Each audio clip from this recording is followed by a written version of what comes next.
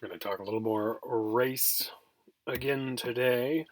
And so, just to recap, last time, this was basically what we got into. Okay, number one, racism is not a biological thing, which at this point in time, that's almost like a duh kind of statement, right? That a lot of people know this, kind of take this for granted. But the key thing is that if it's not biological, the next step is to say, well, okay, why do we have racism, right? And, pulling from Don Mitchell's work, we're saying that it takes work, right? There's work that needs to be done to maintain this social construct that is racism or racial hierarchies or however you want to talk about it, right? So, right off the bat, it's a socially maintained thing. People are keeping racism alive and going for whatever reason, whether it's for their own benefit or, if it's simply, it's like with that skin pigmentation and latitude map where people bless their hearts, they're trying to do the right thing, but they just keep race going. All right, so that's that. But then our second point here, briefly got into some of the work of Slavoj Žižek, which again, if you're looking for a good time, do some YouTube searches of that guy. He's a hoot. But it was this idea of ideology and what that does, and specifically looking at racist ideologies, whether it's anti-Semitism, which is a lot of what he looked at, but you can, take your pick. Anyone who is racist against some other group fits into this category.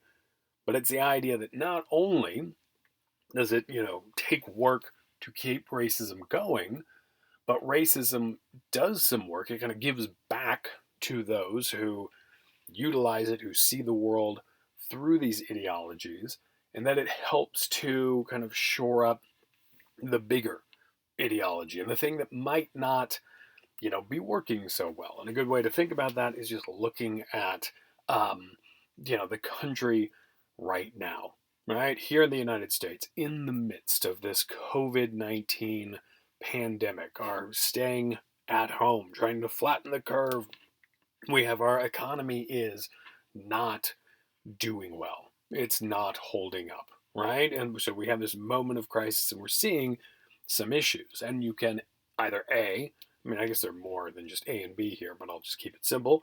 But A, you can say, wow, this current, economic system that we have is not doing very well. It's got problems and we should fix it, right? So we do that. Or we can B, say, no, that's fine. It's those other people, right? Like when we blame, say, the Chinese, maybe. It's those folks in Wuhan.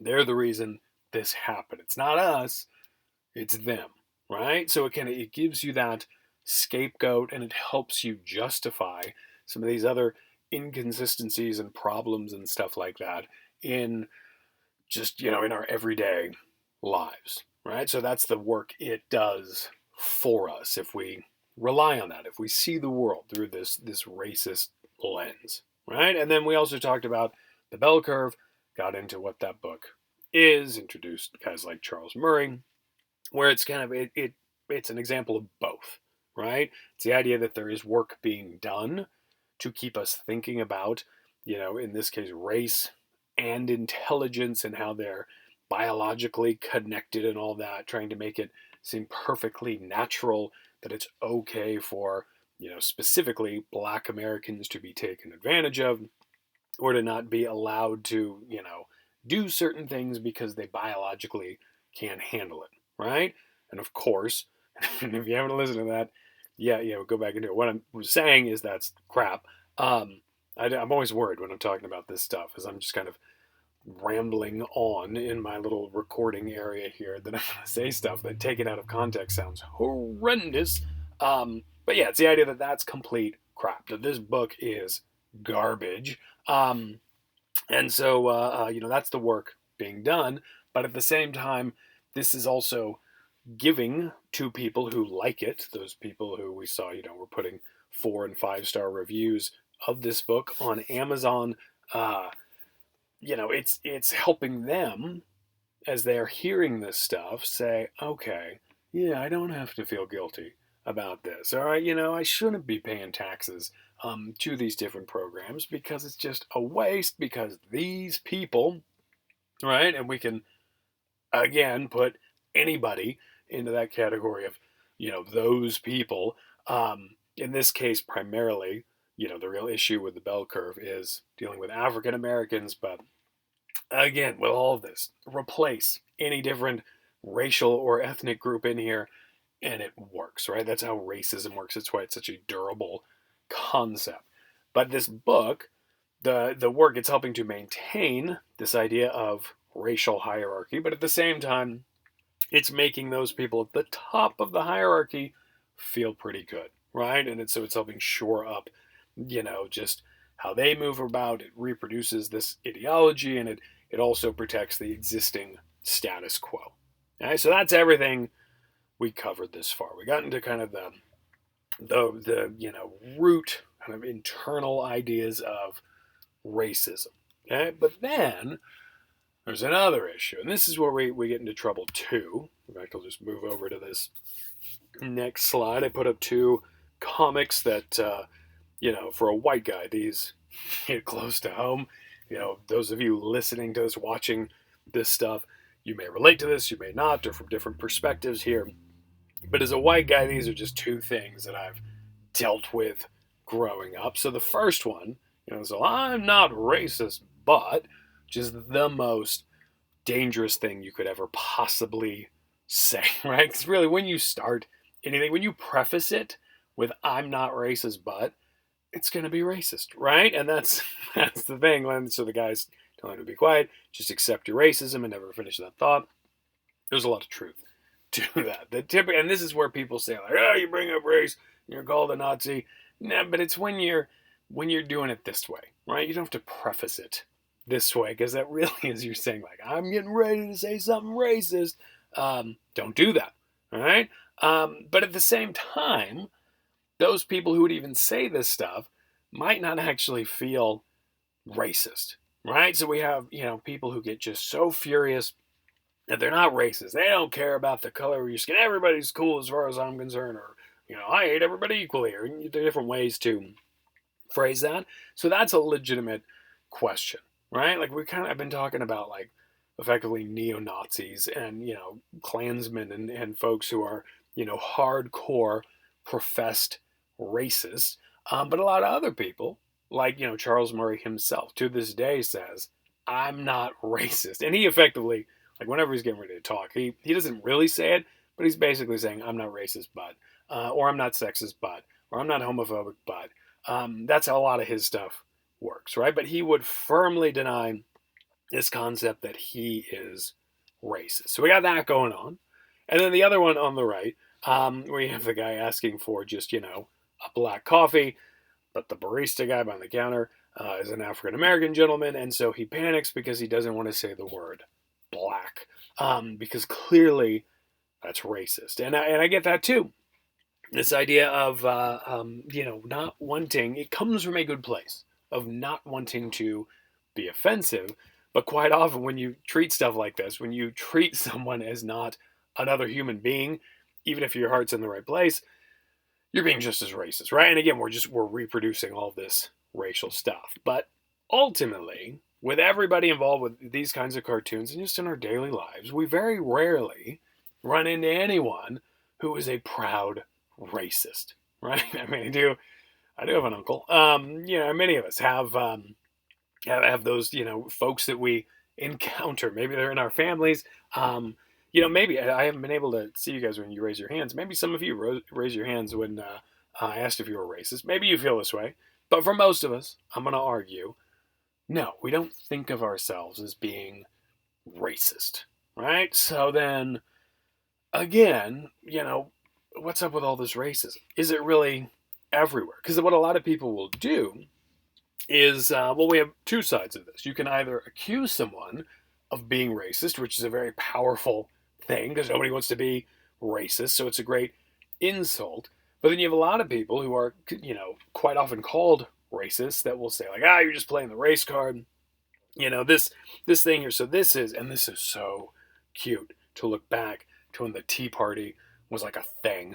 If we go back about a decade or so, this was, the state of political discourse in this country. But so with the Tea Party, this branch of Republicans, a lot of people said that they were this racist group, and so the critique here is that the Democrats, as well as the NAACP, were simply accusing the Tea Party of being racist, and of course the NAACP saying, I suppose we could debate you on the issues, but we find this to be a whole lot easier, right?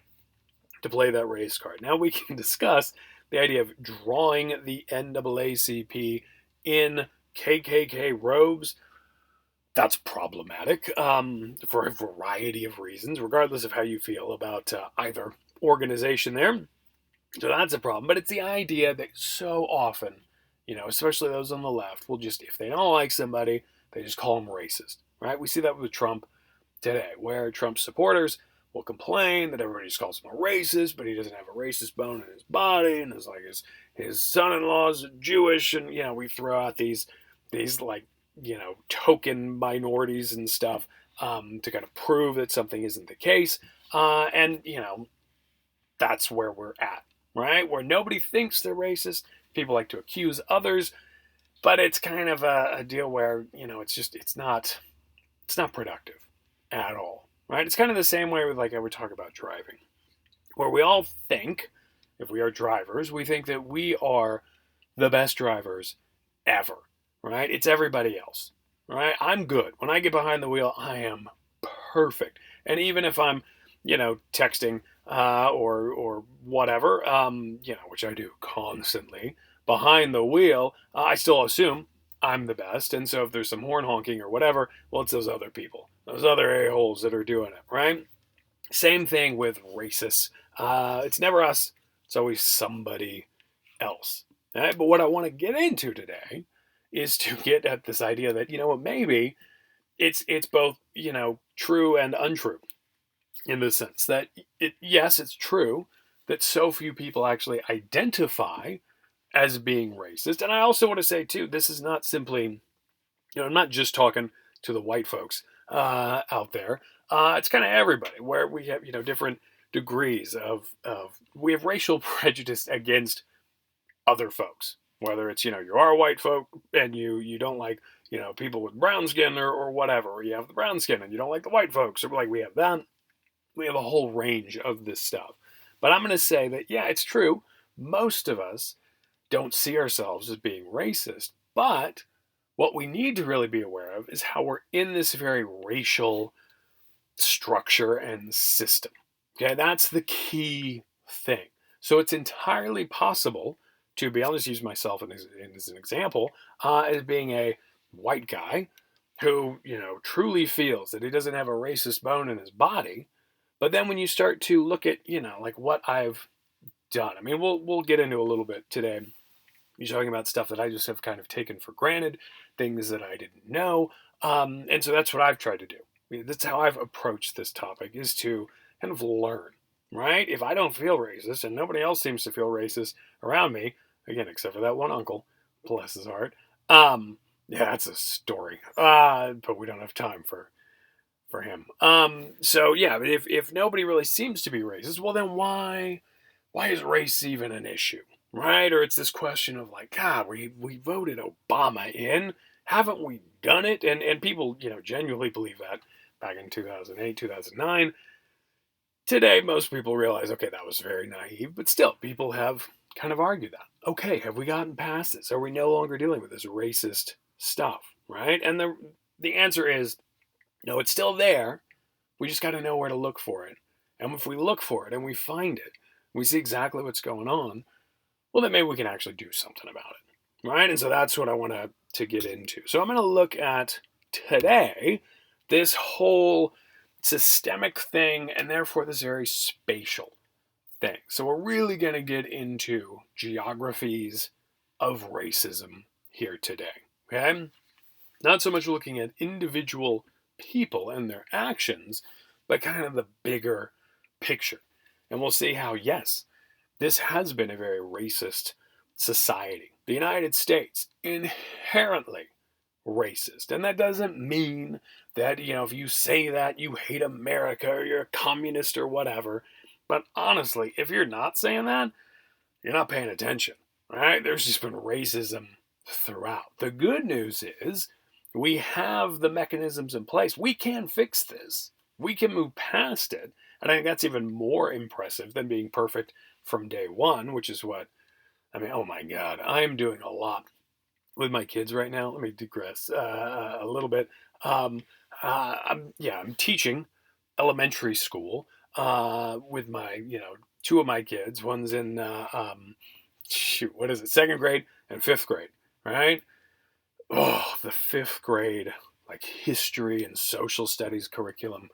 It's tough. It's tough for me because it's so just like, yes, yay America from day one, right? It's hesitant to like point out, yeah, we kind of screwed up here. Yeah, we could have done better here and all that, right? It's just nothing but heroes throughout history and how this is why our country is the greatest country in the world. That's terrible. That's awful. And it's probably not what even our founding fathers would want to see happening. What we should be doing is looking back at our mistakes, seeing what's happened, seeing how that's affecting us still today, if it is, and then fixing it, right? And so that's what we're going to try to do, right? This isn't because we hate America and we're all communists and all that. I'm just saying that if you're listening to this, it doesn't make you an evil Marxist, racist, whatever that so many people accuse you of. It's simply we're going to get to what's really going on today. All right. So, and what I'll start with is I'll be talking about work from Bobby Wilson here from the University of Alabama, who wrote this great. It was a chapter of a book that I first read. I don't know, in grad school. I don't know when exactly, but it was something that really helped solidify exactly what was going on here in terms of geography, racism, the past, as well as what's happening in the present. Okay, so a lot of what I'm going to talk about here to start with comes from his work. Okay, so he's looking at actual transatlantic slave trade, really looking at how this is globalization. The first kind of globalization, this massive transnational enterprise, and we'll get into what globalization is later, but it's a bunch of different countries, it's a huge supply chain. All right, that's what we'll be covering. And he points out some fascinating numbers, like in 1790. Okay, so the U.S. is brand new at this point in time. Right, we have 660,000 African slaves in the American South, and so that right there, from that number, and I don't have the total population. That would have been good. Note to self. I'll add that later. But yeah, that's one number here, and they're all in this confined area, right? So to see a person of African descent, most of which are enslaved. I mean, we have stories of people getting freed or escaping or whatever, but for the most part, got these slaves concentrated in this one spatial area. Then by 1860, so right before the Civil War, effectively at the end of slavery in this country, we have 4 million slaves, again, in the American South. So numbers are growing. And prior to this, we had stopped allowing the importation of new slaves, but of course you had, slave breeding going on, right? So you could have more slaves, and it's disgusting to think about, but yeah, that was the idea. But at the same time, it's still concentrated spatially. It's also concentrated to about a quarter of the southern population, right? So we have just this very elite, tiny group of folks in the South who own these 4 million individuals, right? And again, in this very concentrated area. Okay, so and with this, it's a case of, we already looked at this map here, but this was happening before the United States becomes the United States, right? So we're looking, I mean, this map alone is from the year 1500 to 1870. We have the Portuguese, the Spanish taking part in this, so the English themselves were not unique here. There were slaves, throughout Europe. You had different opinions on slavery itself. You had plenty of Europeans who, well, maybe not plenty, but you did have Europeans who were against the idea of slavery, thought it was cruel. You also find that with some of these folks, I mean, they said that they didn't, they talked the talk, they didn't really walk the walk, if you know what I mean. It's kind of like if you look on, I don't know, Twitter or whatever today. It's kind of that same, resistance vibe. People didn't like it. They didn't necessarily do much about it. Or you have stories of missionaries who were trying to help it, in quotes, but yeah, weren't really doing that much, to help out or to stop it or even to help the slaves themselves. But regardless, it's happening. It's everywhere. And so because the British, allow slavery at the time of, colonization and all that, you do have African slaves in the New World, in these British colonies, right? And again, primarily concentrated in the South. We have very different attitudes between the South and the North, right? Because of different religious preferences and it's really just different cultures. These original colonies were radically different places, not like what we would think of them as being today. They were like individual countries with individual, rules and social norms and beliefs and that kind of stuff, right? But when it's time to make this new country, that war of independence is waged and won and all that. There's this idea of, okay, well, what's our policy going to be with slavery, all right? And the idea is the folks in the South who have the slaves don't want to give it up. They want to maintain slavery. Those folks in the North who don't have it, they want to abolish it.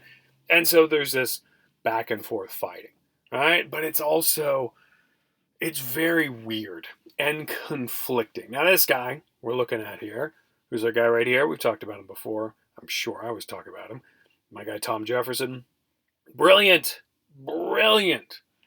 individual when it comes to math and science, and just like a fascinating guy with his inventions and just intellectual curiosity and all that.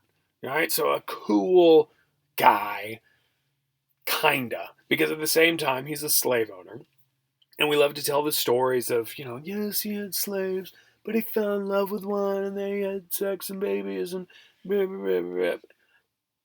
Well, like, yes, about the sex thing, but the love thing, I mean, regardless of whether it's, you're nice during or not, it's rape, right? Number one. But number two, there's also evidence, like archaeological evidence and stuff, that has shown that not only was he a, slave owner, but it looks like he was a cruel one at that. That he had like some nail factory that he had on his property. Because Jefferson's crazy because he was a communist in the sense that like he wanted to just have this nation of equal individuals, small little farms, nobody getting bossed around, just he's got this kind of like commie vibe, but at the same time, he loved money, loved living large, and he was always in debt, so he was always trying to make more money. He tried manufacturing nails on his property, but of course he wasn't doing it. He had his slaves doing it, and he had kids working there, and it just looks like it was a cruel, cruel thing. So like he's brilliant and evil at the same time, and I think that's like a great just way to think about our country as it's being founded, is that there's so much potential and so much brilliance, but there's also this evil that's just lurking, and that's that's the indigenous genocide as well as slavery. And again, it doesn't mean everything is garbage and we all need to renounce America and become the Soviet Union too, or whatever people are freaked out about. It just means we got to be honest, right? Study this and look at it. But what's really awful and fascinating is that some of these brilliant people, as they're talking about like how to deal with slavery, like Jefferson himself, he's writing about all men being created equal and blah, blah, blah, blah, blah. But yeah, men, right? But B, it's white men, very specific, and white meant really, British, even, or maybe French or whatever, but like, Italian. No, that's not white, right? They're other, people we would consider white today. They don't fit in. So really, he's talking about a very specific group of men who are, equal and have, the right to go pursue, life, liberty, all that kind of stuff. So there's that, right? But at the same time, when asked about, uh, um, like, what are we going to do with these slaves? Like, what should we do? Should we free them? If we really do want this equality, should they be freed? Jefferson, bless his heart, his response was to go, let's hold off, right? Let's not do anything crazy. I don't know how he spoke. I don't know, like, hey, man, hold off. Um, no, but he said, don't. No, we're just going to leave it. We're not going to touch it. We're not going to address it because what he found, and this is very scientific, but what he saw, and others like him propose the same argument, is that a lot of these African slaves, like when they first came over, very, very dark skin. Right? Again, they were brought over. They were from areas in the tropics, close to the equator. A lot of sunlight. Need that dark skin. Helps them survive and all that. But when they were brought to the mid latitudes, like in the, eastern seaboard there in New England here, or the, the south part of New England, where, you know what I'm saying. When they're brought here, like say to Virginia, where Jefferson is, much higher latitude than, in Western Central Africa, where these folks were being pulled from. And wouldn't you know it, their skin started to lighten. Yeah, because the sun wasn't as intense, right? So if we just wait, it seemed like with every generation, the skin tone got a little bit lighter. And if we just wait a few more generations, pretty soon everybody's going to be white, right? So you have already the white Europeans, and then you would have effectively white Africans. And when everybody got to that same whiteness, you just go like, okay, we're good, right? No more slavery, everybody out. And then that way it'd be safe too. If like some former slave like said, hey, are you a slave owner? And I was a slave owner. I could say, no, man, I was a slave just like you. I want to know, right? Because we'd all look the same. And then we could just kind of blend and everything would be cool. Isn't that great? Does that make perfect sense? Tom Jefferson, yeah, some of the smartest scientists. This you can't see the quotes I'm putting over smart. But yeah, they were saying this. Now, if you think about it, like there was some truth to what they were saying. Yes, it did turn out that a lot of these African slaves were, with each generation, we would see lighter and lighter skin tones. But was that because of the sunshine? I'll let you guys pause and think about this. Is that what it was? Was there something else? Go ahead and shout it out at your computer. What was it? Are you shouting rape? Yes, very good. It was the white guys. It was guys like Jefferson, these light-skinned folks who were raping their slave women, and they would get pregnant. And of course, our crazy racism. It was the idea that a slave born who was half white, half black, technically, genetically speaking, was still 100% black, right? There's a whole just kind of ideology behind this stuff, where it's the idea that this kid had no, rights that the white father would have. This kid was 100% a black slave, right? And of course, the skin is lightening as this is going on, but it has nothing to do with climate and just this nice, like, benign racial science that's connected to latitude and all that.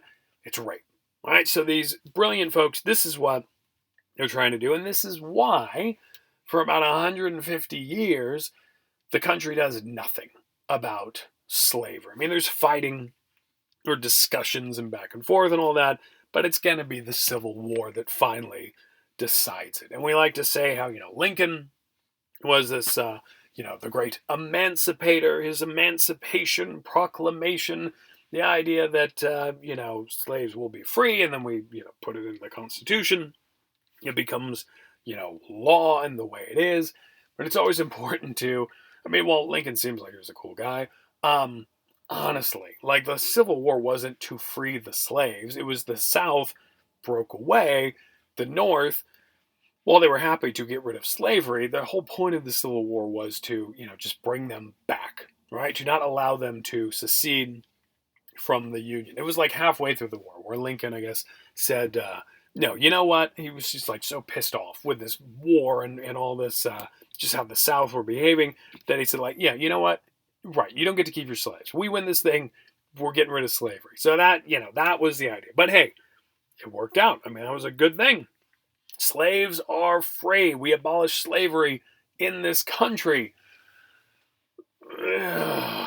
Man, but that's hard to do, right? Or like to figure out. Yeah, in fact, going back, here's the way to think about it. This is a great thing with GEOG, one of the guys I love. He's talked about with like communism and overthrowing the government and stuff like that. Like he uses the movie V for Vendetta. That I don't know, some of you guys might have seen, maybe not. It was a comic book before it turned into a movie, but it's all about overthrowing this fascist government.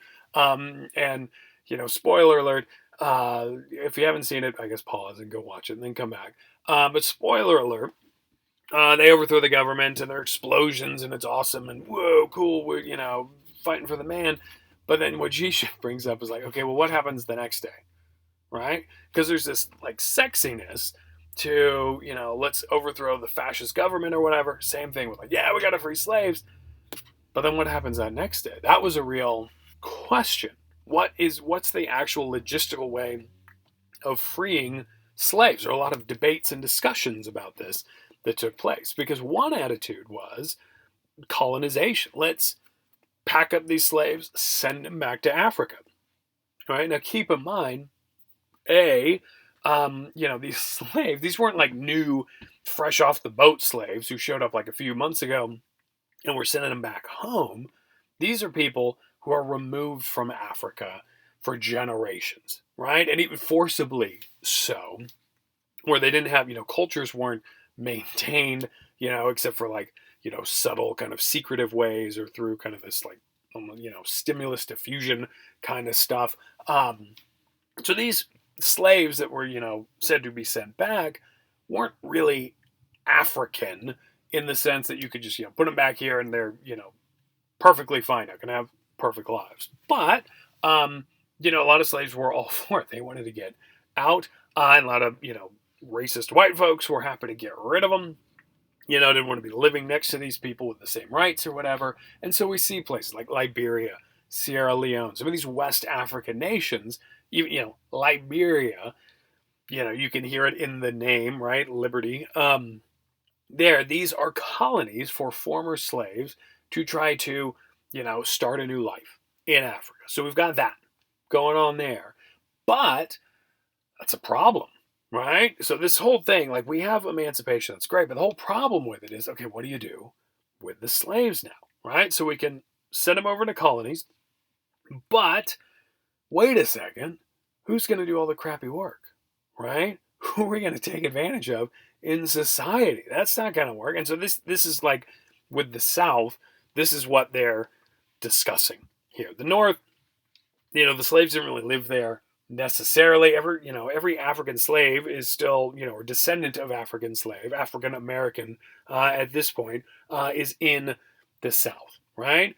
So you don't want them living next to you if you're a white, person in Alabama or wherever. But you also don't want to get rid of them, right? So it's like colonization. You get rid of this labor force, but assimilation, meaning, okay, everybody's free now, everybody has the same rights. It means you've got black folks living next to you if you're a white folk. And you don't like that because the black folks are, not right and they're evil and blah, blah, blah, blah, all that racist stuff. So it becomes this big issue. And this is what Bobby Wilson is kind of, really getting into with this is like, what are you going to do? If you're a country that had slavery and then you free the slaves, what's the solution? So the only workable solution in the eyes of the South was the whole Jim Crow, separate but equal segregation, right? So, yes, there are no slaves anymore. Black Americans are now free, have the same, freedoms enshrined in the Constitution as the white ones, except Well, let's put in some of these laws here, just to really remember or remind these Africans of their place. Right? It goes back to that whole keeping people in their place, a place for everyone. That whole concept. It's a very spatial thing. So this way, it's like the best of both worlds here for the racist white Southerners. Is that you kind of have that colonization in that African Americans can't live next to you, right? They can't live in your neighborhood, have their kids go to your kids' schools or whatever. So they're off to the side. They're away from you. They're segregated. But at the same time, they're still a part of the local economy. So they're doing work quite often, that terrible work that white folks didn't want to do. They have to be paid wages now, but they can be paid less because there are no labor laws, or even if there are, they're not going to be enforced by anybody. They also, in terms of getting like loans or buying stuff or whatever, like a lot of those wages are coming right back to the white folks through, scams and stuff like that. All right, so it's a way to get the best of both worlds. So this is kind of the solution to emancipation for the racist South is, all right, separate but equal. Okay? It's colonization as well as assimilation, and it's literally a very spatial thing, as this picture shows right here. Right, the idea that white folks, they had this drinking fountain, the black folks had this drinking fountain, and a white person could, if they wanted to, go over and use the black drinking fountain if they wanted to. Of course, they wouldn't because these were always dirtier. Just kind of almost an afterthought tacked on to stuff. But if you were black and let's say your drinking fountain's not working, you can't go over to the white one, right? Because that is a crime against humanity. So it's just reminding blacks in the South that, hey, you may be free technically, but you're still inferior, right? So we have this separate but equal thing, very racist policy, very geographic policy, and this is doing the work to maintain this idea that there is a true biological difference between white folks and black folks, right? It's the idea there. And so, yeah, again, the key thing here is that it is this best of both worlds. This is the solution. It's that compromise, the way we can have, these former slaves still in society, but not really, not fully in society. Okay? But at the same time, roughly speaking, you do have African Americans free to leave. They're not tied to a plantation or a specific slave owner. They are free in the sense that they can go wherever they want to go, right? They can migrate. And so we see in 1870, we begin to see a migration. And this is fascinating when you think about it.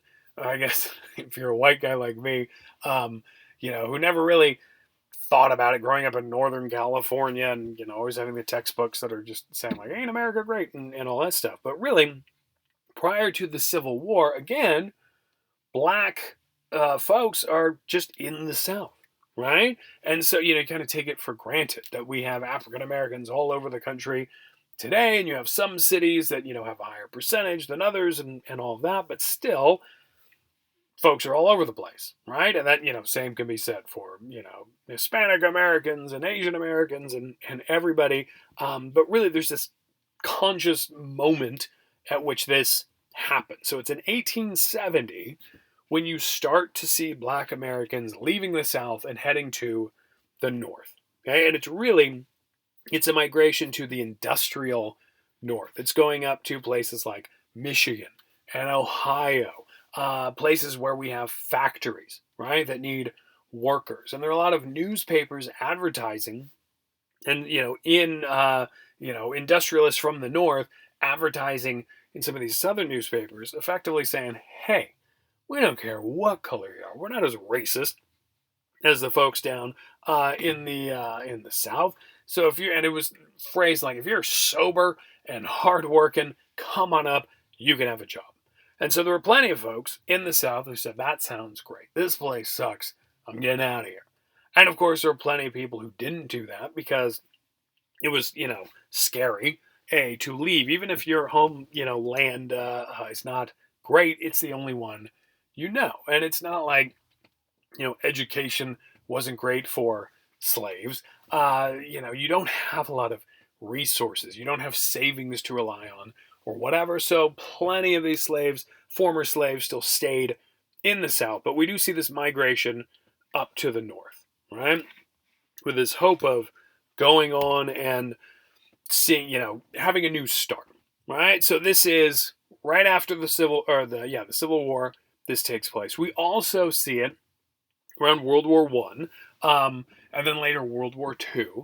So where we have, the economy is changing, we have opportunities for, African Americans in the South to migrate elsewhere. So we see again around World War One this migration from the South up to the North, and then with World War Two, during and immediately after, we see another migration to the West Coast. As LA is a great place of opportunity. So we start to see, it doesn't mean there weren't any African Americans in California prior to this, but there's this big move around the Second World War because the economy starts booming, especially right after it. There are new opportunities. So we see these migrations taking place. And so the hope, you would hope, like, great, yay, we got rid of the racists and now everything's going to be okay. Yeah, it turns out everybody was still plenty racist. And this is, again, it goes back to like being explicitly racist. Not like today where a lot of people say, I'm not racist. Plenty of people who were, proud of being racist. It was an explicit thing in the South, definitely. But in the North, it still happened. And it wasn't as obvious. You didn't see whites only, coloreds only, or, whatever up on the wall, but it was there. And when I say North, California is part of that. LA, oh, so racist. With so much stuff going on. We'll see some of that. But the big thing that was going on was just this racial segregation in terms of where you could live, right? Housing segregation. Now, it was obvious. You had the black part of town, you had the white part of town, in these different southern towns and cities. In the North, it wasn't, labeled in that way, but it was kind of, secretly labeled. Not even secret. I mean, like restrictive covenants. It's this concept, like on the housing deed itself, it would say, all this stuff, okay, you own this house, blah, blah, blah. By the way, you can never sell this house to a black person or to a colored person or whatever it would, however it would phrase that right there. So you would actually have, if you're a white person buying a house, you would have in that deed something like, and remember, we don't sell to the blacks, right? Because heaven forbid you have a black person live, next door to you or whatever. So if you're a free African American moving to California, coming to LA, you get a job, technically you're free to, buy a house wherever or whatever, but you're not going to be able to buy one from a white person in a white neighborhood. And these restrictive covenants were even sent to the Supreme Court and questioned about, with their constitutionality. And the Supreme Court, as it tends to always do with a lot of these really important things, you said, states' rights. And just lets, California figure it out on their own or whatever. So the federal government, if they're not, being outrightly racist, as we'll get into how that worked, they're just letting states kind of be racist and just not getting involved, right? So it's either explicit racism or stuff that's just racism that's allowed to happen, kind of in between the lines or from the margins or whatever. Okay, so that's restrictive covenants. Now, redlining, this is when we get into actual federal racism, okay? And so with redlining, the term red comes from the actual color used on the maps, but it was this idea that racial mixing of a neighborhood was a bad thing. Like that would be the worst thing for a neighborhood. Once you let non-white, non-Christian people move into a neighborhood, it falls apart. Because, those people. And you can, again, put whoever you want into those people. We're talking about, black Americans, but it was, anybody, Asians, Hispanic, Jews as well. Again, not a race, but still kind of fits into this category of those people. That you didn't want them moving in because they don't take care of their houses and it'll fall apart and they'll do this, do that, whatever. They'll bring crime into the neighborhood. This whole, the phrase, there goes the neighborhood, it's because of those people. It's allowing these people to move in, and mix the racial makeup of the neighborhood, which is just going to ruin it, right? So that when I say right, like you guys know that, no, and it's complete crap.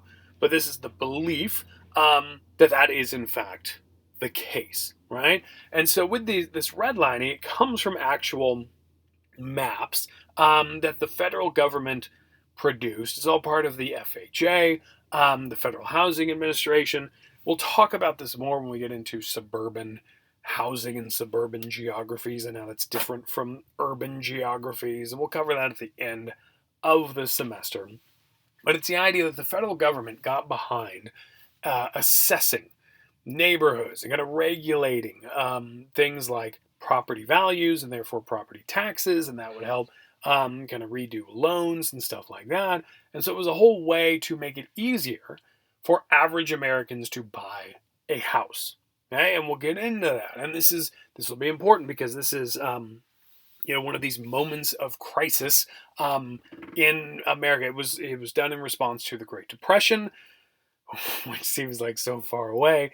And there's talk today about coming into a new depression. So I bring this up just to remind all of you that this is a moment where things can change in this country for better or for worse, right? Now the FHA, this whole concept of making it easier to buy homes, that is a good thing in theory, for the working class, for the middle class, to make it easier for people who aren't wealthy to just have their own home, to start accruing wealth, right? But of course, that's only for white folks. That's the American dream. It's for white Christian folks. They're the ones who are seen as the best bet in terms of repaying loans and stuff like that. Black folks, no. You know how those people are. So we have to, we're not going to loan them money in this same way. And that's what the redlining is. The black neighborhoods that were already where black folks lived, already just the poor neighborhoods where black folks could kind of move into, either rent or maybe, if they're lucky buy a house. We'll get into some of the other ways in which African Americans could buy a house. If they were able to do that, it was colored in red, and it was just known as, this is the bad part of town. Don't loan these people money because they're not going to pay it back. Don't help them out. Just let them be. Let them exist, right? Because you know how they are. And it goes right back to that whole Kay Anderson, idea of Chinatown stuff that we talked about. It's not that the African American migrants are coming over into a place like LA, starting their communities, because they want to live with the other black folks and all this stuff, and and they're making the poor choices and they're letting stuff fall apart. It's being defined by the white folks, right? And so we have these very ethnic neighborhoods, and this will also lead to, getting back to the suburban stuff, the first suburbs, like here in the Antelope Valley, but other places, in the San Fernando Valley and all that, it's white folks. It's this white flight idea that we start seeing more, racial and ethnic minorities moving in to a city. The white folks start to panic. Again, there goes the neighborhood. They can get these easy loans and they can go get houses in, wherever it might be. The San Fernando Valley up here in the Antelope Valley, in these different areas, right? These different suburban outlying areas from downtown LA.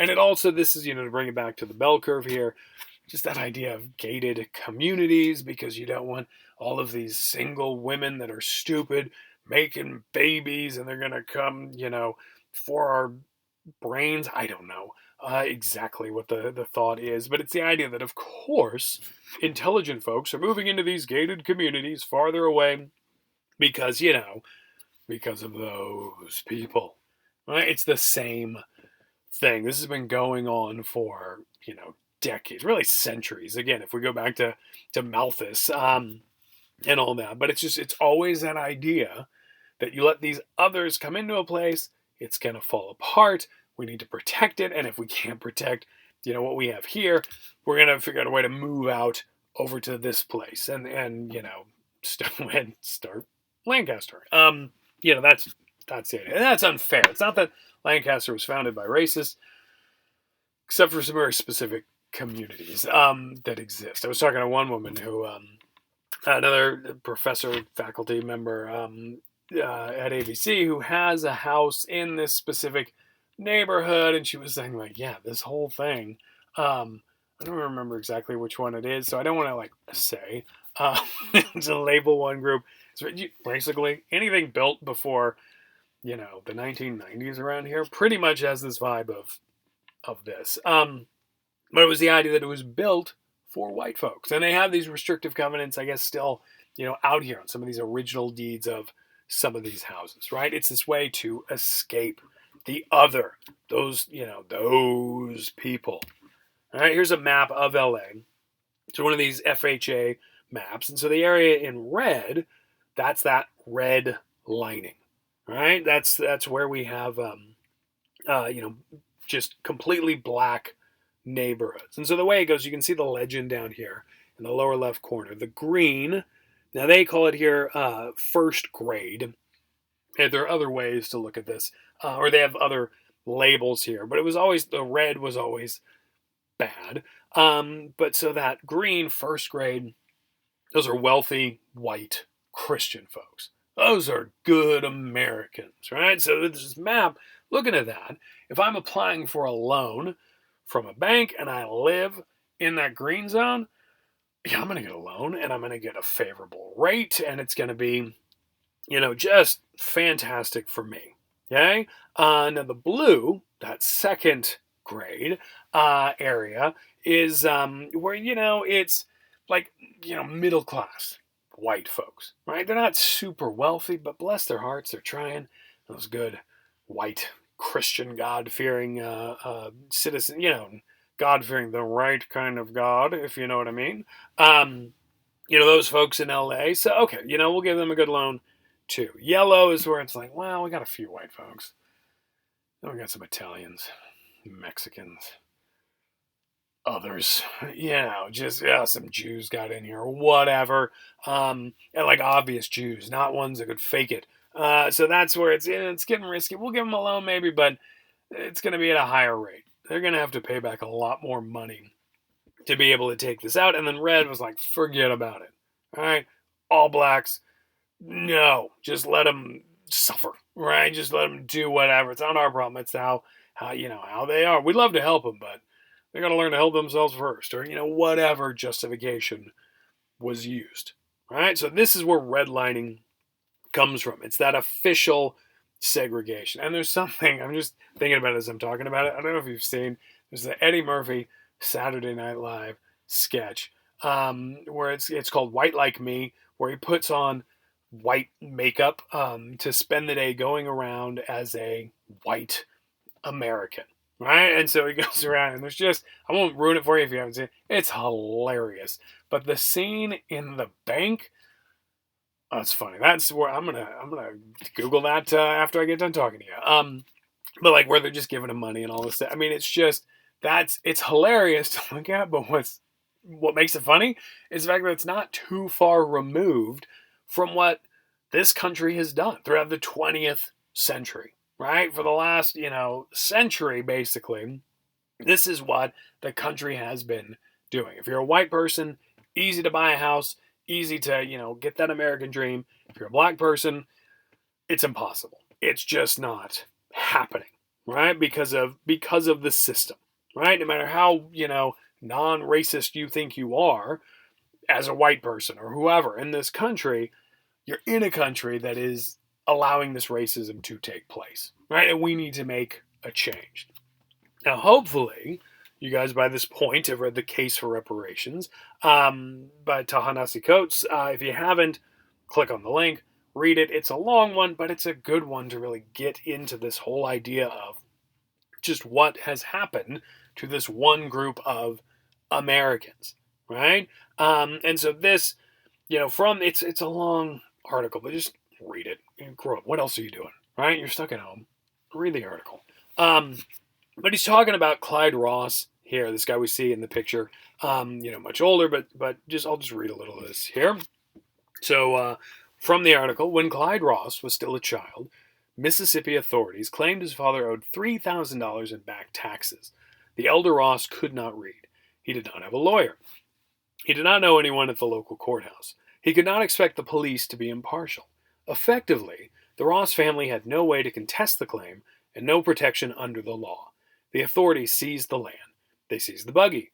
They took the cows, hogs, and mules. And so for the upkeep of separate but equal, the entire Ross family was reduced to sharecropping.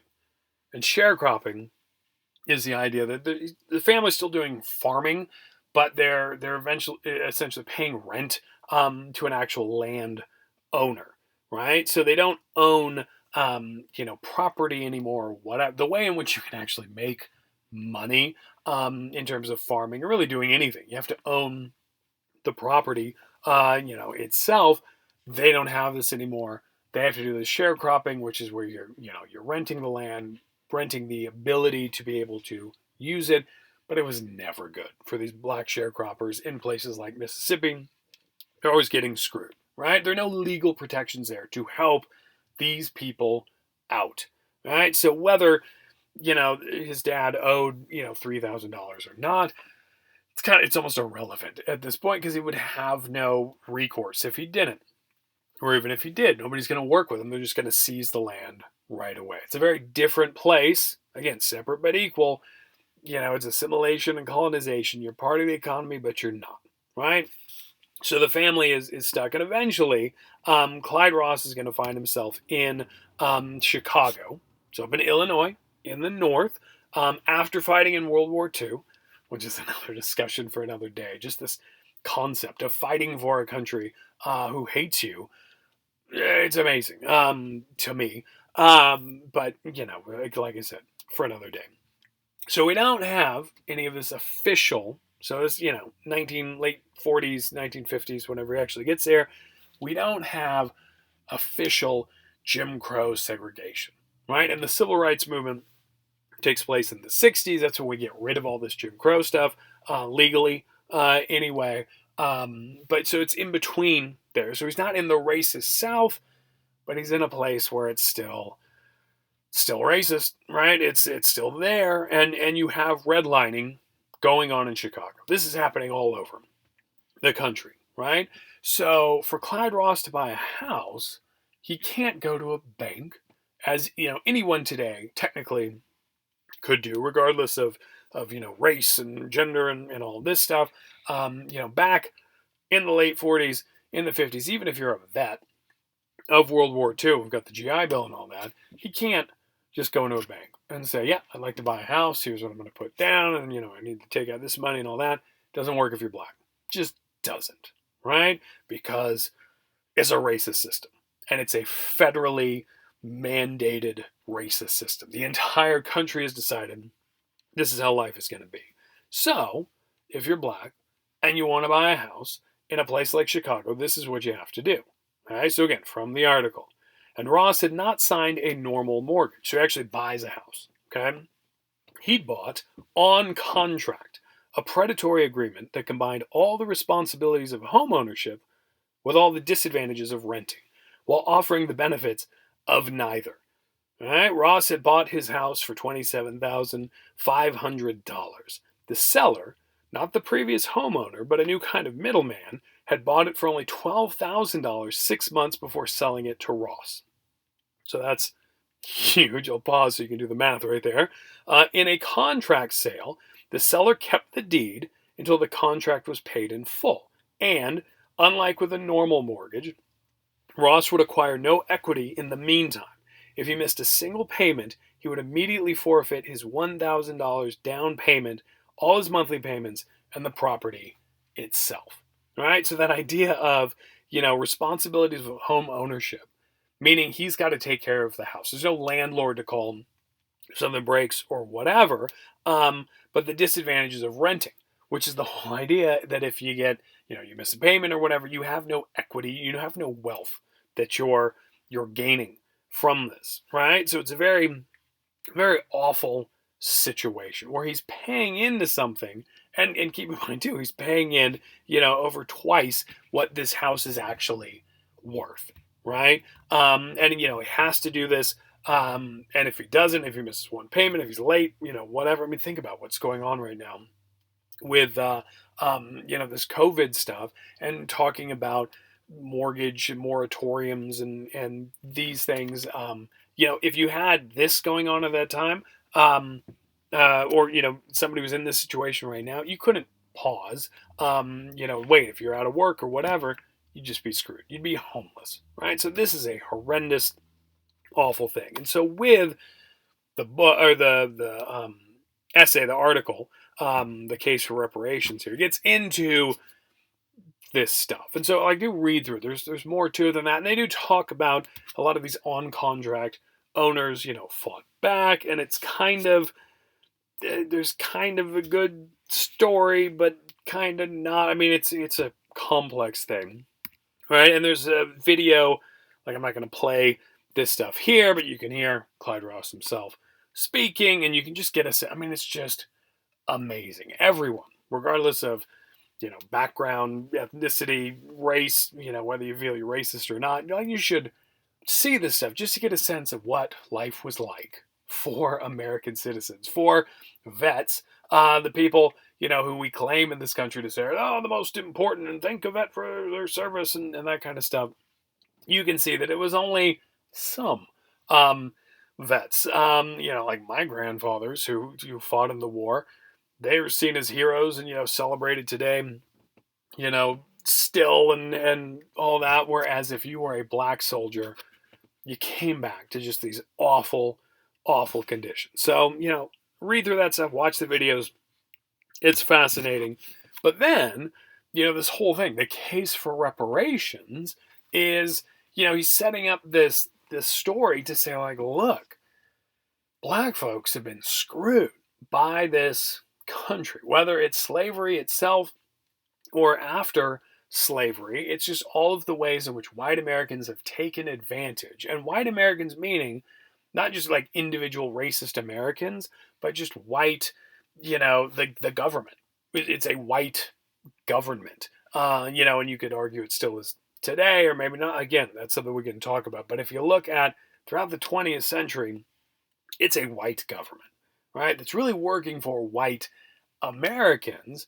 And so it's, you don't have to be racist. You don't have to hate black people or the Chinese or, whomever to still be participating in this whole racist system, right? To where it's really what we need to do is realize this and start dealing with it, start fixing it. If we really truly want to feel like we're not racist, and again, this is for whoever we are, and that's even if you aren't a white person, if you still want to say, like, well, of course I'm not racist, right? Because, my parents came from Mexico, or like whatever it might be. Like, no, we're all still complicit if we're not actively trying to change this, right? Or if we're not, like just hoping, like, well, hopefully the racism will affect this one group more than it'll affect me, so it'll be better and all that. No, if we're not actively trying to make a difference, trying to change it, as jive as that sounds, no, we might as well be racist, right? Like at least you can respect the the KKK members or whatever, because they're not lying to themselves, right? But if you're just that nice, pleasant, liberal-minded suburban person, you're like, oh no, I love everybody. In many ways, you can be worse, and that was something you can look up. Martin Luther King Jr. Has a line on that. You can look that up. But it's the idea that, the biggest enemy are those kind of complacent, well-meaning, but not doing anything, kind of liberally minded folks, right? Who, love everybody, but don't do anything to actually help everybody, right? So that's the idea. And what this brings us to are reparations. And reparations are payment for some past wrongdoing. right? And he gives an example. Coach says in the article talking about how West Germany paid reparations to Israel for World War II. We in this country interned Japanese Americans. Most of you hopefully know about that, but during World War II, Japanese Americans were rounded up and put into, we call them internment camps here because concentration camps, that's what the Nazis did. They were concentration camps. We concentrated this one group into these camps. Manzanar is one relatively close to us. If you drive up the 14 and then 395, you can see it. It's there today. I think it's a state park. I forget exactly, or maybe it's national. I don't know. Look, it's there. You should go see it. It is an amazing experience, and just how awful and evil it is. But it's an important thing to see. So that happened. A lot of people died. They lost, houses and wealth and stuff like that. And we eventually, like in the 80s, I think it was Reagan, who did it. We paid actual money, reparations, to Japanese Americans. And I don't have the details. I don't know exactly who got money or all that stuff, but still, it happened. And so what Ta-Nehisi Coates is saying is like, look, we've done them for, other groups that have been wrong. Other countries, the Nazis, for God's sake, the Germans, gave reparations to the Jews for World War II. African Americans, those, descended from slaves in this country, have been screwed more than anybody else. Really, like, just, in terms of this country specifically, we can look at other countries and see that even groups that have been, you know, neglected and segregated and all that haven't had it as bad as Black Americans, and we won't even bring it up. And he brings up John Conyers' House Resolution 40, which was really not even to pay reparations to African Americans, but to simply talk about it, right? So it was the idea that it's not even like, hey, we're gonna, pay X dollars or whatever. It's like, let's just have a discussion about whether this is something we should do or not. And it's never made it, through whatever the process is. It hasn't made it to the floor or whatever. It keeps getting proposed, brought up, never gets discussed, right? Which is awful. And John Conyers, I don't know if you guys know him or remember him. He was in Michigan. Congressman, I'm pretty sure it's Michigan. He's not around anymore because of Me Too stuff. He was one of the first to, disappear from Congress because of some very inappropriate stuff with some female staffers.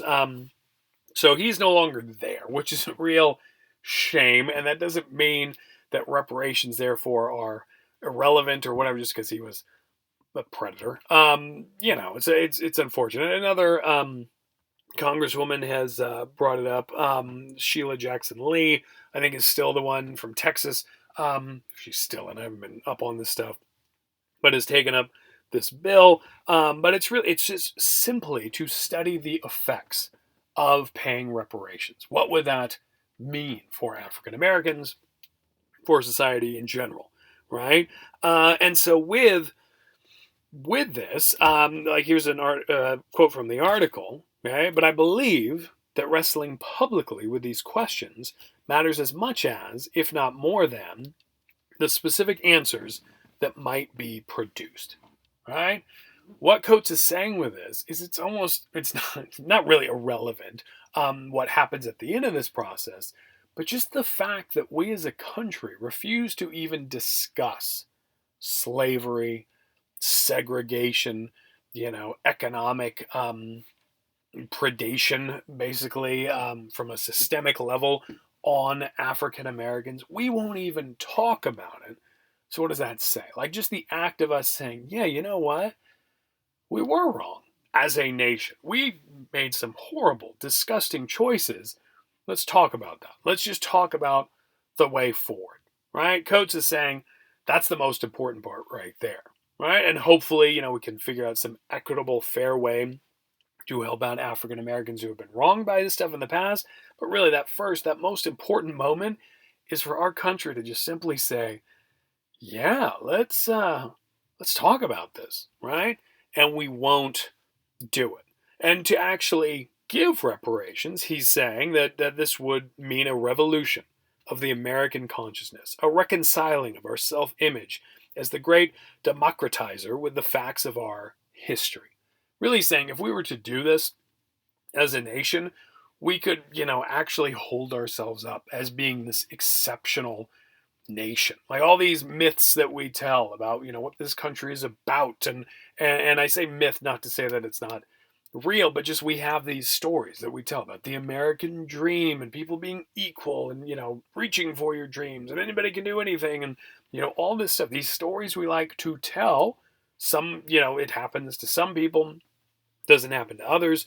But he's saying, like, really, reparations. That's the thing that's holding us back from really achieving that, right? That's the idea here. And so normally, if we were teaching, we're in a classroom setting. If you guys are here, you all dutifully read the article. You've all listened to me drone on about this stuff. I'd ask you guys about reparations. You all should have some kind of thought about this, right? Whether it's yes, we should do it or no, we shouldn't. And it's to me, I don't really care how you feel about it.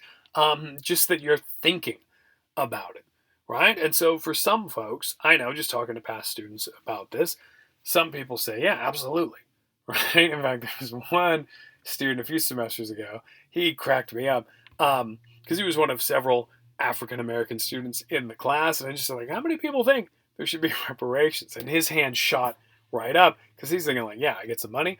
And he was looking around. He actually stared down the other black students. Was like, "What are you doing? Hands up!" Like he was really like I was going to start writing a check, or whatever. It was fantastic. So yeah, some people that think, yeah, we should do it. Other people say like, no, it's nonsense. I mean, come on. How are we going to do it, right? And how do we know somebody? Because we can't just go off the color of skin. Like, what if somebody, their parents came from Nigeria or whatever, like back in the 1980s? They haven't been affected in the same way, or like, how do you put a number on suffering? Like, how much money would be enough money, and that kind of stuff. And I think that's the thing that really gets to a lot of people, that we try to solve our problems with money, and we're doing this right now.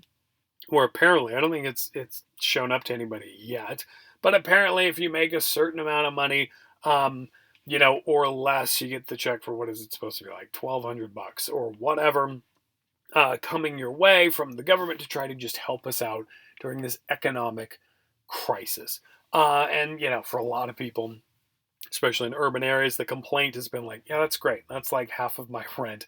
What do I do with, with everything else? Because I'm out of work and I can't, blah, blah, blah, blah, blah. So it's a mess. But that is a thing that we get hung up on. And it's just part of our, current thought in society here. Is we say we got a problem. Okay, how much? How much money can we put toward it to fix it? Right. And so my thoughts on this are honestly, this whole thing with money, I mean, it's a good short-term thing. Like, yes, we should get even these $1,200 checks that are, might not be enough for some people. Nobody's going to say like, you know what? No, thanks. No, everybody's going to take it. Right, coming in, because it's like, what else? You're just giving it away. Like, who else is going to take it? It's not going to help our deficit or whatever if you don't cash in that check. So yeah, everybody who's eligible for it is going to take it, should take it, and hopefully that will help enough people just get through stuff, help them out with groceries or whatever might be going on right now. Great. But when we're dealing with something that isn't this, short-term crisis, but we're dealing with some long-term problem, I personally think what we need to be doing is not thinking about individual payments, but think bigger, right? And a lot of this, it was systemic stuff that got us into this problem. Why aren't we trying to fix these systemic things to get us out of the problem, right? And that's really, it's the same thing for Coates. He is, to be fair, he's also talking about this. Because, like, one thing that is brought up is affirmative action. And he's not a fan of this stuff, of affirmative action. Because really, all, and it's the idea is that with affirmative action, which was, set up in the 60s, with the whole civil rights thing, this quota idea that, like, look, we're not seeing African American, nor are we seeing, Latino or East Asian or South Asian or, Native American or whoever, these different groups represented in specific, colleges and therefore jobs and stuff like that. So, like, schools that let people in on the basis of affirmative action would let a certain number of, African American students in, even if there were technically white students who were more qualified, better applicants. Even though they, would qualify to get into this prestigious school or whatever, it hasn't been fair. We're going to let more African Americans in. We're going to let more, South Asians in. We're going to let more Native Americans in, and so on. Right? That's the idea. Most people think affirmative action is missing the point. Right? I think most people think about it, realize it's not a great thing. Now, the problem is with a lot of this stuff is you see, if we move on here, you see this kind of stuff. And so, like, with this, it was, I'm thinking, yeah, it's University of Texas, at UT. Their young conservative group, which I chuckle. I'm not chuckling. Look, hey, I don't play sides or whatever. I just remember some young conservatives from, like, UCLA. God, those guys were miserable. Just could never have fun, right? But, bless their hearts. But these guys said, like, as part of this kind of protest and statement, they host an affirmative action bake sale. And so you can see some of the lists there that, white folks, white female, I think it was like a white male had to pay $1.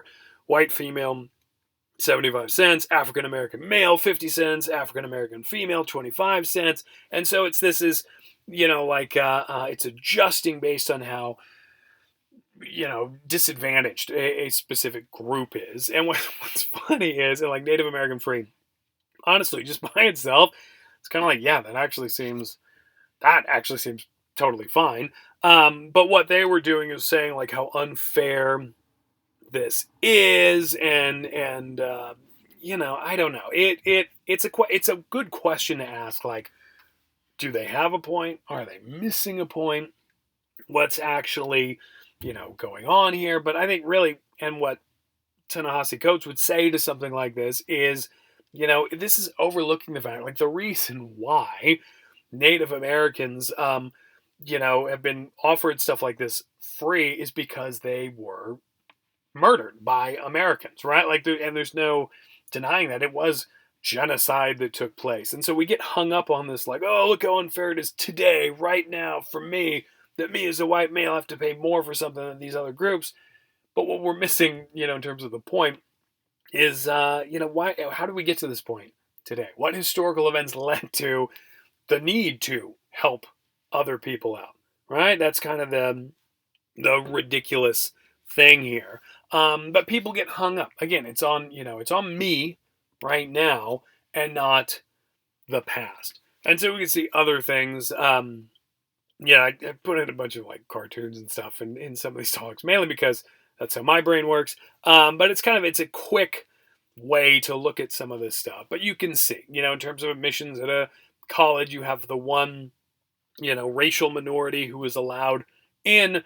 You have presumably the white guy complaining that it's his fault I didn't get in, but it's pointing to, like, all of these, elite other members of society who get in not on their merits, but because of other stuff, right? But again, that's the idea. This goes back to that ideology idea that when we're looking at reparations or affirmative action or any of this stuff, it's the people who complain about it in a way that, others might look at as racist. It's the idea that blaming the other, blaming that racial minority for getting into a school that you didn't get into, even if you feel like you should have, that's a great way to not actually question the rest of society, the rest of the class-based stuff that's actually keeping you out, right? Because mommy and daddy aren't powerful enough to actually get you in. I mean, you look at all the actresses and Hollywood people who went to jail because they were paying to get their kids into USC or whatever, right? It's not the one, black kid that got to go because of affirmative action. It's these wealthy people who are paying their way, getting the kids in through who definitely don't belong there, right? And who also don't need a college education to even be successful. They'll be fine for life because they come from money, right? So that's what this whole ideological thing is doing. Okay. So with this, the way to think about it here in terms of reparations or even this affirmative action or whatever is we really want to address this whole systemic racism that has taken place. Is we need to look at the system itself and figure out what can we do, how can we change it. The way I think of it, the way I make it more personal to me, is just like looking at the Antelope Valley right now. So I live in a decent part of town, and the reason why we bought this house when we moved here was because we looked at maps of school districts and all of that. We had two little kids when we moved here, and wanted to find the best schools to make sure our kids would be successful and all of that. And we had the resources to do it. We were fortunate enough to do it, and so we do that. And my son, my oldest son, started kindergarten, and he's in what was seen as the highest performing best school, public school in the western Antelope Valley here. And so that was great, had no problems with it whatsoever. But right after he gets in and starts, we also hear that they're making a new school right down the road, like right next to it. So even though the school is great, you're the best one you could be in this area. Even though that's going on, they're building an even better school. It was a STEM school, and I'm sure I've talked to you guys about STEM and what nonsense that is and all of that. But still, it was a thing, and it wasn't, you weren't zoned for it. You had to apply to like get in. I'm like, well, shoot, yeah, we got to do that. Care about our kids. Luckily my wife did all the work to figure this stuff out. But our kid gets in there to this school, so he leaves the best school to go to the new super best school to do stuff. Right, and went through from first grade to sixth grade through there, and had just all the resources he needed. And I have all sorts of issues with this school. I'm ready to after we solve racism, I'm ready to solve the K-12 education system too. But this kind of goes hand in hand there. But he had, and all my kids who have gone to the school have had multiple textbooks and all sorts of resources. Like they have the hard copy book at school, but we have access to this digital textbook, and we have the computers so that the kids can do it. And in class they have Chromebooks and iPads and stuff like that. And so they have all these resources to the point where their books are disposable, which sickens me. I mean, I remember when I was a kid going to school, you wrote your name in the textbook at the front, and you saw the other kids who had written their names, and these books lasted for like a decade. And you weren't supposed to write anywhere else. You put your name in it, so you knew where it was, so you could check it back in at the end of the school year, but you couldn't write in that. You wrote down on paper, and that way we could use the book over and over. No, my kids, my spoiled little rich kids, they go through their book, they tear stuff out of it, they bring it all home for us to just throw it away because it's pretty useless at this point, and because it's been used, it's meant to be disposable. I'm sure it still costs a ridiculous amount of money for the school, and then they just go on and they'll get brand new books the next year, right? So that was frustrating enough seeing this, but then I started to learn and talking with other people that on the east side of the Antelope Valley, you've got schools where the kids are, sharing textbooks. They don't have enough to go around and all of that, right? Completely separate realities within the Antelope Valley, right? Just look at Palmdale alone or Lancaster alone. West side, schools are doing great. East side, schools not so much. And I'm not saying that, all schools suck, or if you're from the east side, you're, not educated, and there are some good schools that have opened up on the east side, luckily, here and there. But still, what drives me crazy is that the way we're funding these schools, it's all based on tax dollars and stuff. So the reason why I had the best schools over here where I live, and we're at this new school formed and all that, it's because the property tax values were some of the highest because the houses were some of the more expensive. So the people, the idea is the people here on the west side are paying more, into taxes, and therefore they should get more back for the schools, right? Because they're paying more. And so that's why, even though nothing was broken, they added a new school to this area just because they could. And that's why they throw away the textbooks and all that stuff, right?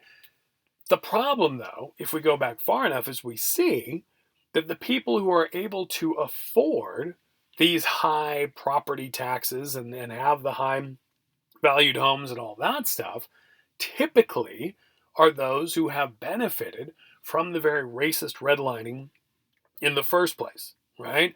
That my grandparents and my parents, they were able to take advantage of these FHA loans and the GI Bill and these new policies, so that wealth began to accumulate. And my grandparents, like on my dad's side, very working class folks. My grandfather, I don't think he finished high school, to be honest. Had a great life, had a very nice, modest house, but a great in the Bay Area, in Berkeley. Up in Northern California, and didn't wasn't special or anything like that. Wasn't even necessarily a harder worker than anybody else or whatever. He just was lucky enough to be white, and he was lucky enough to have his childhood be so crappy that he wanted to enlist, in the Navy like a year earlier, whatever it was, and go fight in the war and all that. So he lucked out, and therefore my dad lucked out, and therefore I lucked out, and my kids are lucking out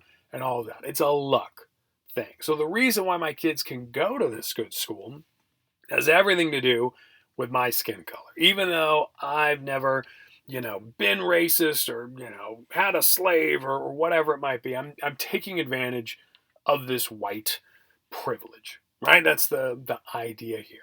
My thought, to bring it back to the reparations, my thought is really what we need to be thinking about, is that, maybe it's not money. Maybe it's not this check that we send out. But you know what? Maybe the way we fund our societies, the way we pay for schooling, as well as other resources, shouldn't be based on property taxes, going to those very communities that are paying more. Honestly, right? The schools were already fine over here. If that money that went to this new STEM school, if they took that money and they put it on the east side, and they helped out folks in an area where there weren't good schools, and they could pay teachers, better salaries over there, and all this kind of stuff. Like, I know I personally, I'd be okay with it. I also know that there's plenty of my neighbors who would go like, "That's nonsense," and they would be furious. "It's my money, and it's going to," because they're all racist, right? And I'm not. I'm a good person. But this is the kind of stuff we need to think about, right? Helping these communities that have been disadvantaged. And even if, let's say, you're, an African American who has done well, you're able to, I live in a neighborhood where it's people of all different races are in here. It's not to say we're not still segregated as being white here and black over here and all that stuff, but still, it's still tied to race, but it's even more primarily this class-based thing. That's what we should be looking at when it comes to reparations. Let's help these people who have been disadvantaged by these policies that we've had. But no, we're not gonna, just cut a check. Let's instead try to fix the system, right? To truly make a country where all of this stuff is actually equitable, where you can be, the hardest working person, and therefore you are rewarded. Right? That anybody with a good idea and enough, determination and all that can go on and grab that American dream. As it stands now, that's a lie. Right? And so I think the best thing to do, if you really truly are patriotic in this sense, if you do think this is the best country, of all time and all that stuff, well, then my God, we should be setting it up so that it is actually truly that. Right? And so that's my thought with reparations. You can agree, you can disagree, and feel free to contact me if you want to, chat about this stuff. Like I've said, we can do Zoom meetings for like office hours. I mentioned that with you guys. you want to send an email to talk about any of this stuff or any other stuff we talk about or whatever, feel free. Because I do miss, I mean, I'm not going to lie, I don't miss you guys. Personally, but I do miss getting to. I don't want to. I don't want to come off as like human, but I do miss getting to go in and interact with students and talk about this stuff. So feel free to chat about that. But that's reparations. That's the systemic stuff. Hopefully that makes sense. Oh, here's another. I'm a sucker for anytime you put the Klan in a cartoon. Yeah. So it goes back to look. All right, whatever. This is stupid. The other stuff I was gonna talk about, but I'm not gonna talk about, were the green books. And I gave you that article that I wrote about this stuff. And I'll have you know, I wrote this stuff before there was a movie and all that. This is when, it was this very unknown thing to white America. So yeah, I discovered green books. Yeah, that's just like Columbus discovered America. So what, I'm not going to talk, I've been talking too long already. Not going to test you on this stuff, but all this was, you can read the article if you want, or don't. Not a big deal, but it's the idea, like for me personally, again, for me coming toward, race and racism and studying that, it's always been, I grew up, it's a very naive white kid, a lot of privilege, whether, I didn't grow up rich or whatever, but just I was like what I could get away with. The fact that I could, talk back to cops and stuff like that, is something that's amazing to me now looking back at it, how lucky I've been. But I've always loved like Jack Kerouac's On the Road, one of my favorite books of all time. The idea of the road trip itself, I've always just loved. And that's why I study, my dissertation. And even really, and my master's thesis, a lot of my research has been on just cars and traveling, movement, roads, that stuff I love. And so like this is talking about just how great On the Road was and how cool, Jack Kerouac was and all of that. This is John Jekyll, uh, famous geographer, famous in quotes, like how, famous are any geographers, but he was really known for just, again, looking at highways and road trips and landscape geography of this kind of stuff. But it's the idea, just like with houses, cars and the road, it made Americans equal, right? It was a great thing. Americans were promised an equal right to compete for resources, not guaranteed equal share of them. So it was the idea that with all this freedom, you still had to work hard and all that, but with the road and just the opportunities the automobile offered, it was a way for hardworking Americans to thrive. And so we tell ourselves these stories and it's like stories. I mean, this is why media geography is so great. Cars, man. This movie is great and so naive. And I mean, there's a lot going on. I mean, it's fun to watch with, my kids. Have all gone through their different Lightning McQueen stages, and it's fun. And I'm a sucker for just hearing the engine rev and stuff on the TV. So it's fun. But what, like with all this stuff, what they never get into is like how racist that tow truck is, and really everybody else in the town. In here, you don't see, a lot of African American cars coming in. I assume. I don't know. I actually haven't. Watch this movie enough to really question the race of any of these cars at all. But honestly, this little town here where they all live, that's racist as hell. Just because it has been, right? And gets into why the Green Book existed. And I bring up, this, like I said, I'm not going to talk about it, but here I am talking about it. But the whole idea, I'm not going to get into like Foucault and power and all that stuff. But the idea behind this was, for me, was that I, again, in quotes, discovered this when I went to this Route 66 exhibit at the Autry Museum. And it was like, Route 66, that's my jam, gotta go down and see that. And I'm all excited, I'm going around, and they're bright lights, and they even have like stuff from the Cars movie talking about how that's connected to Route 66 and how the movie was made and all that. But as you're going around the corner, you run into this thing, and suddenly the neon disappears and everything. It was a really well done setup, I feel, because it clearly affected me. But they had this Green Book, and so it's the Negro Traveler's Green Book, right? And it's called Green. I mean, it was printed in green, but it was Victor Green was the guy idea who wrote these things and who produced these things, but it was the idea that if you're black and you're going on a road trip, you can't do what white motorists are doing. Like for me, if I'm driving around in the 1950s, whenever, I think this one was this one's 56. They went from, I forget exactly when it was. It says it in the article, but it was like 1938 to 66 or something like that. But if I'm driving, white guy driving around, I don't need this thing, right? Because I can just scoot about. I need some gas. I can pull into any gas station. Need a place to stay. I find a motel or whatever. I'm totally cool. Restaurants, everybody will serve me. It is fun. It's freedom of the road, all that stuff. If I'm a black motorist at the same time, I need this book because what it is, I think I got an example. Here's 37. This is, I can't remember if this is the first. I don't know.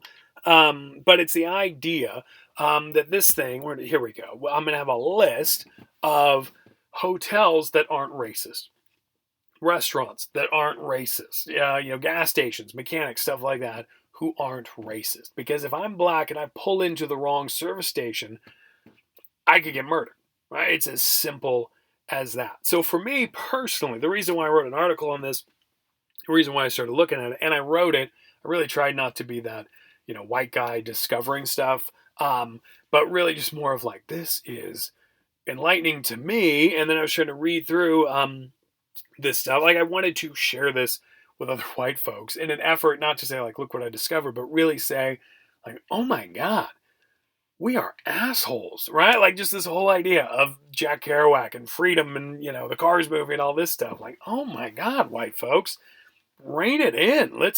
This is what actually happened here. We need to, question some of this stuff. And what really, amazes me too is how funny these things are and how just great, like the attitude is so positive. For me, I'm just thinking if I'm writing something like this, I'm like, this sucks and everybody sucks and I hate white folks and stuff like that.